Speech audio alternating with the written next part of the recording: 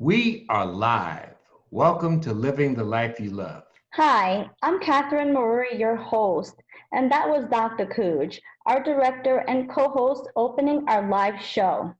This is Living the Life You Love, Episode 2, Self-Empowerment and Healing, Dis-Ease Through Consciousness. This series evolved from Katherine Marori's passion. She came to me with the idea that she wanted to find a way to help people to live the life they loved. As it happens, that fit directly into the mission of Keppe Works, which is to help people to empower themselves. As guests, we targeted exciting people who are passionate about their purpose, dedicated at being the best in the world at what they do, and who have found a way to invest in their passion and live a life they love. Leonard Burg is my friend of almost 50 years. He's a thought-provoking, dynamic speaker and a pioneer in the field of soul therapy. We are extraordinarily honored to have Lenny, soul therapist, psycho-spiritual coach, consultant, and holistic educator as our guest. He graduated with distinction from Pace University in New York City with a BA in psychology and journalism. And he is a certified teacher of the basic principles of an advanced psychotherapeutic technique called Analytical Trilogy. It's accredited by Keppe Pacheco College in São Paulo and Cambuquira, Brazil. A warm and special welcome to remarkable Leonard Burg. Thank you for having me. I really appreciate it. Stay tuned. At the end of the program, Lenny will be making a special offer just for this audience. What is not in Lenny's resume is that he studied self-mastery at the feet of several masters and has successfully supported and contributed to self-empowerment institutions in 5 continents. So my first question to you, my brother, is this. What is the most important lessons you learned in your storied travels from the mean streets of Harlem to the heart of Zaire and the magnificent mountains of Brazil, just to mention a few of your stops? Actually, I did spend a minute in Zaire. Most of my time was in Uganda, which is adjacent to Zaire. Okay. But what I found is that there are brilliant people doing momentous things all around this world. And they need to be sure, however, to not rest in their own bubble. These people have a valuable message to share with the world. They have more in common than may appear in spite of cultural and geographical differences. But what is true is that if they were actually to communicate with one another, it would be astounding. And I see that as part of what my role is in moving to and from different parts of the world, is helping to bring these people in contact with one another. Got it. I have a simple question. I noticed you invented the word dis-ease instead of disease in your talks. What does that mean and what is the difference? Well, as the brother on the block in urban areas and neighborhoods in America would say, your ease is dissed or not respected. Got it. So on some level, that means you need healing. Now, in this case, disease is not just physical disease. It includes psychosocial pathology, distress or disruption within the life of the organism or entity. And an organism or entity is not just one individual human being. It could be a relationship. It could be an organization. It could be the society or the planet itself.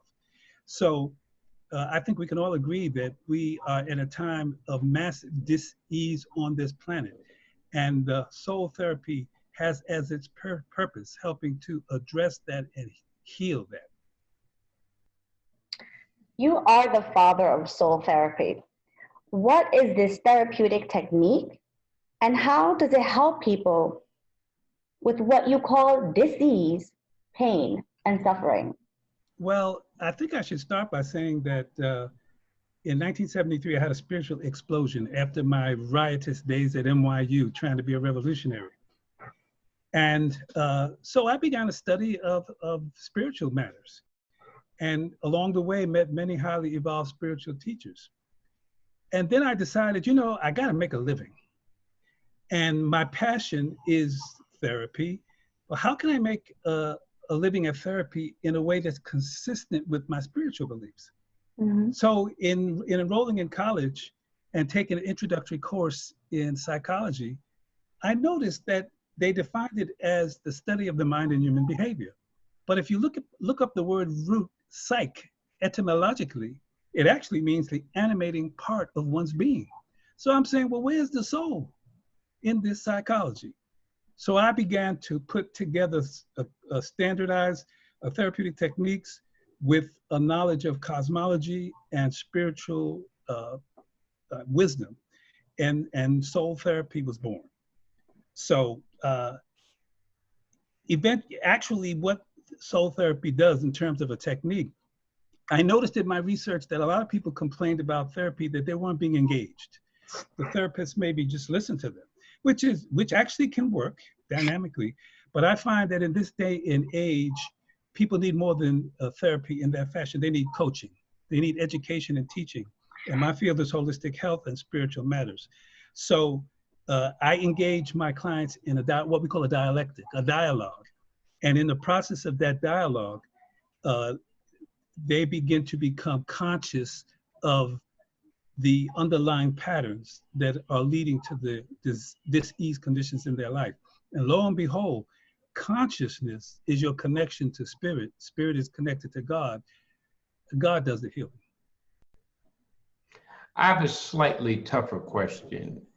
In your personal journey as a seeker of truth, higher consciousness, and inner peace, which you described, what has been your greatest realization, Lenny? I think my greatest realization has been that I'm not my body. I'm not my mind. I'm not my bank account, no matter how little there is in it. I'm not my material possessions. I'm not my crazies. I'm not my race. I'm not my gender. Those are suits of clothing, and they're all important. They must be respected. But who I really am is a divine spirit sent here by God to realize my divinity. And so I realized in terms of my journeys around this planet that God is actually running after me. And I just have to learn to ask for guidance and listen for the answers. Right. No doubt you have taken a road less traveled. This is an amazing list. You have been a vegetarian since the age of 57, way before it became popular, a social activist, a freedom rider who organized students from Northern universities to register Black voters in Alabama in the 60s, a United Nations representative or a non-government organization, a Center for World Religions, and a seeker on the spiritual path. Lenny, what is the source of your passion, and how have you been able to physically, spiritually, and financially sustain your journey? Well, first of all, that 57 is 57 years. I've been a vegetarian since 1973 for 57 years. And I'm 72 years old now and still kicking. So yeah, that's a very interesting question, the source of my passion. I mean, I could glibly say the source of my passion is God, but I think we need a more practical answer. And since a child, I've always loved mysteries. Growing up, I seemed to be always attracting problems to solve. That included my family breakups and health problems. And I have found that I've always been able to sustain myself because I help to solve problems. And no matter what you're doing, I took on the philosophy, do it to the max, do it to the best of your ability.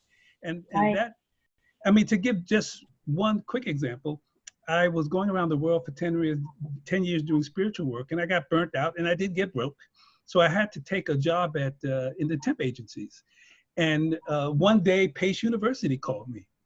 And they had me doing the same thing the student assistants was doing.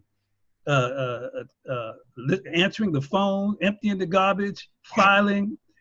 You know what I said? I'm going to be the best filer, the best telephone answerer, the best stamp licker in the world.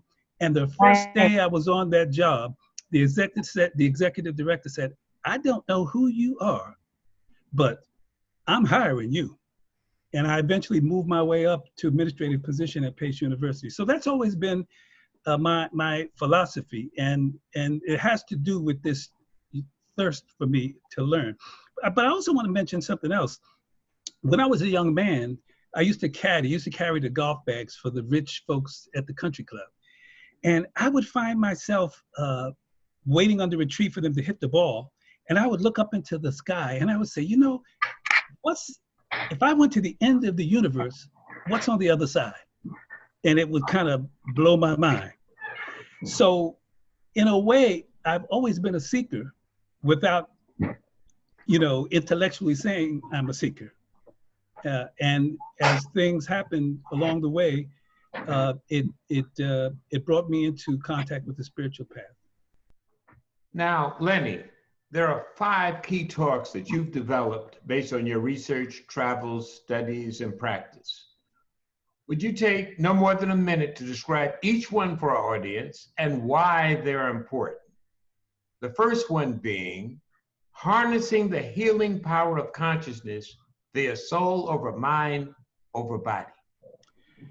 Well, what I try to talk about in that session is that there are underlying mind-body patterns at the root of our problems and diseases.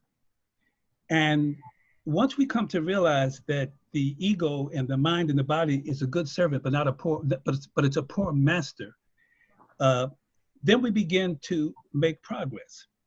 So I'm going to show people how they can use chronic or recurring problems and ailments as medicine to accelerate solutions, healing, and reconciliation, because it also applies to groups of people. They can actually transform anxiety and suffering and distress into increased calm and peace of mind. They can move from confusion and powerlessness to sharpened clarity, insight, wisdom, and a boost to their will and energy to act. Now, why that's important is because I find a lot of people, they may go even to a holistic healer or a conventional doctor, and they may be given a regimen. They don't follow it. They're right back there again because they haven't dealt with the issue in consciousness. So I'm going to talk about how to do that. Secondly, Lenny, what is the talk Consciousness and Healing Dis-Ease by Self-Soul Therapy all about?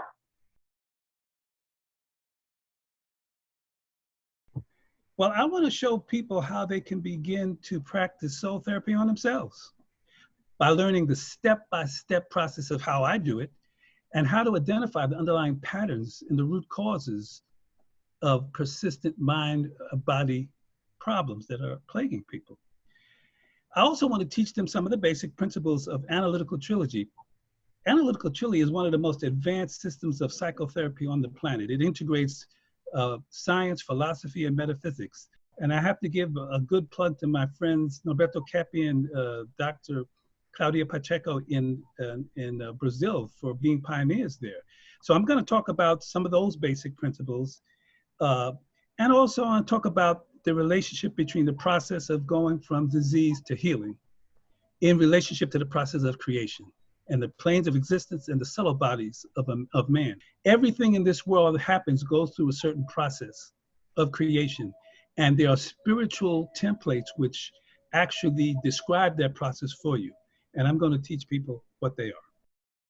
Now, your third talk, Lenny, is consciousness and a psycho-spiritual approach to conflict resolution. Tell us what that's about. Well, basically, I'm going to apply the principles of soul therapy to resolving conflicts in relationships and organizations. And in doing so, I'll be discussing how the healing of dis-ease in the context of associations, it begins with directly facing and embracing rather than suppressing conflict, using role mediation and meditation as a spiritual-based approach. In the book that I have a chapter in, which I think you're going to mention later, even large organizations like Google, IBM are beginning to realize that they can profit by spirituality in the workplace. And so I'm going to show some very specific paradigms on how people in organizations can actually go about easing conflicts and roles, but using spiritual principles.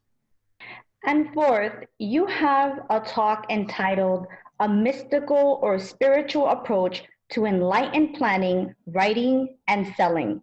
What is that about? Well, I just mentioned that there's a template about the order of creation. What many people are not taught in the church, for instance, or in the mosque or the synagogue, is that aside from the physical plane, there's an astral plane, a mental plane, and there are spiritual planes. And that we have bodies that are consistent with each one of those planes. And creation takes place from the higher spiritual planes down to the physical.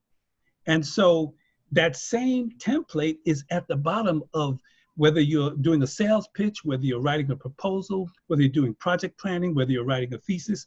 I'm going to show them what that template is and how they can use it.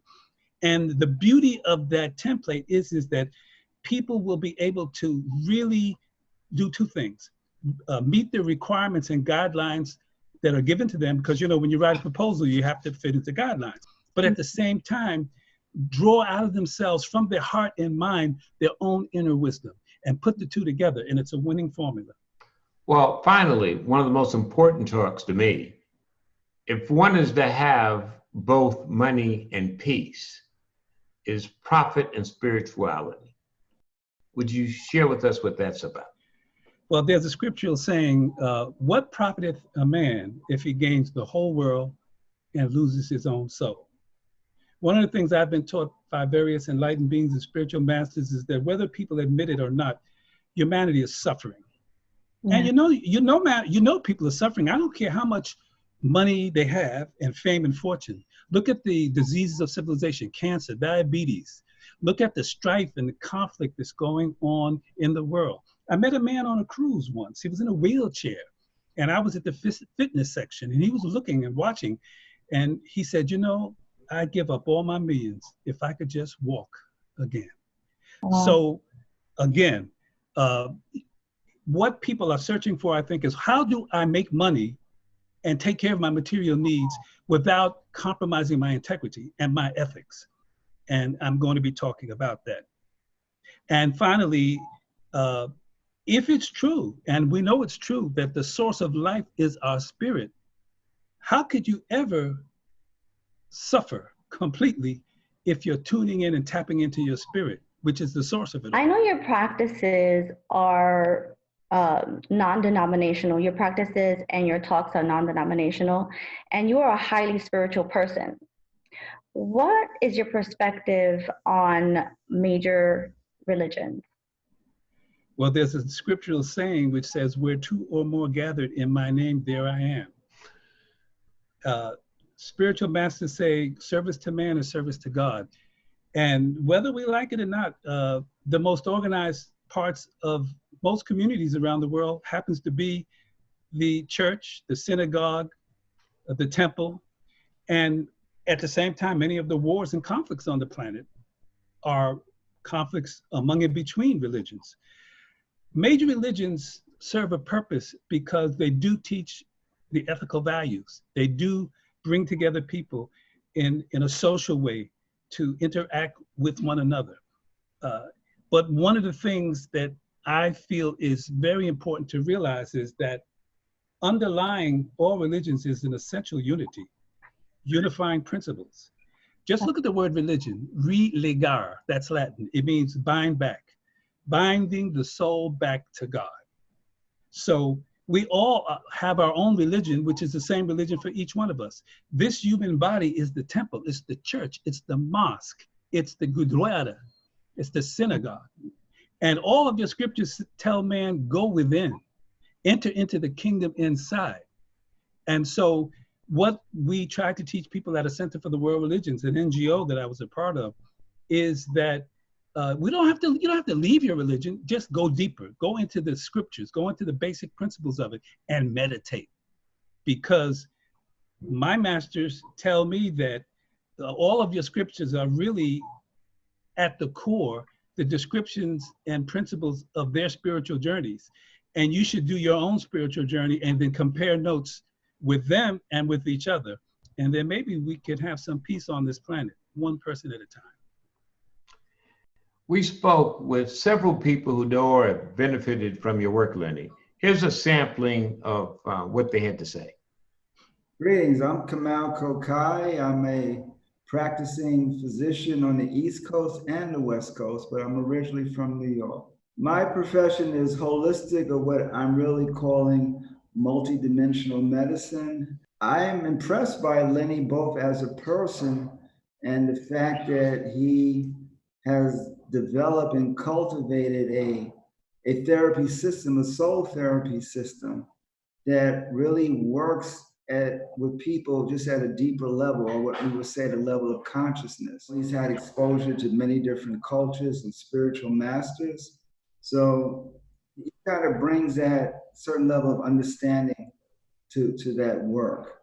My name is Chiquita McCullough, currently living in New York. He's been able to share with me the fact that I myself are as big a help in healing as anyone else would be. That my learning and knowing myself is what key to my healing process. My name is Felix Natal Jr. I'm a celebrity photographer for over 20 years, and I'm also the owner of Media City, which is a multimedia facility located in Lyndhurst, New Jersey. Me personally, Dr. Burg has been extremely influential in changing my thought process and my outlook on life. He's pushed me out of my comfort zone by challenging me to give meaning to my thoughts and what I think about my short-term goals. I mean, like when I first met Lenny last 4th of July weekend, it was just like instantly, I felt like I had a brother. He really cared about my well-being and my health. He saw I was struggling that day and he pulled me to the side and was like, you know, my brother, how could I be a blessing to you? How could I help you? Like without really knowing who I was. That's just the type of person Dr. Burg is. Just generally always trying to be or help people with it. He has a great heart. I can endorse that. As both a friend and a coach, Lenny has taught me so many things over the years. Probably the most important is the power of humility. Even when you think you're the smartest person in the room. Well, I can tell you that if you go around this world and you meet some of the enlightened beings that I've met, then you can't get in love with your own smartness, because the more you meet them, the more you know that you don't know. I am pleased to announce today that we at Quayle Works have agreed to team with Lenny and spreading his message worldwide. Anyone interested watching who would want to help, please contact me so that we can book Lenny in your city or country. For more information on Lenny or any of our empowerment coaches, contact me at Facebook at Quayle Works or quaylworks@gmail.com or 973-498-8849. Also, Lenny, you have a website where people can get more information on your program's message and practice. Would you share that website with our audience now? Yes, it's a bit a mouthful, but it's www.innerspiretherapeutics.com. I'm going to spell it out. INNERSPIRE Therapeutics, all one word, THERAPEUTICS.com. But let me give you a number you can text me at if you're out of the country, it's 1-347-989-4147. That's 1-347-989-4147. Now, Lenny, I promised that, or you promised that you'd have an offer for our audience. Well, for people who have taken time out of their busy schedule to view this program, what I want them to do is get in touch with Katherine, and all they have to do is mention the promotion code DISEASE, and they will receive the first chapter and introduction of the book I'm writing, The Disease is the Cure, From Mind Over Soul to Soul Over Mind, A Better Way to Mind Your Business. And also, they will get a free viewing of an upcoming webinar on the theory and practice of soul therapy. So all they have to do is contact Quayle Works and mention the promotional code DISEASE, and they got it. And you can contact Quayle Works at quayleyworks@gmail.com. That's KWELIWORKS, Quayle Works. I have known Lenny Burg for less time than Dr. Cooge. Nonetheless, he is a trusted advisor who I can count on for wisdom. Recently, I sought some advice from him on seeking happiness, and he told me not to seek happiness, seek peace, and happiness will flow. That was very simple, and at the time, very much needed. If I could just say a quick word on that, that's not me. A spiritual master told me, people were trying to find out from him, well, how do you know you're doing the will of God? And he said, it's not necessarily what makes you happy. It's what makes you feel at peace. Then you know you're on the right track. Yes, I got it. I got your philosophy a little off, but you're on the case. Indeed. Thank you, Lenny, for joining us and sharing your story. Thank you, Lenny, and thank you to our audience for joining us on our second episode. And thank all of you for the tremendous work you're doing. You're welcome. This is Katherine Murray for Living the Life You Love, coming to you live from New York, New York. And I'm Cooge for Quayle Works, coming to you live from Orlando, Florida. Free your mind and empower yourself. And until next time, live passionately.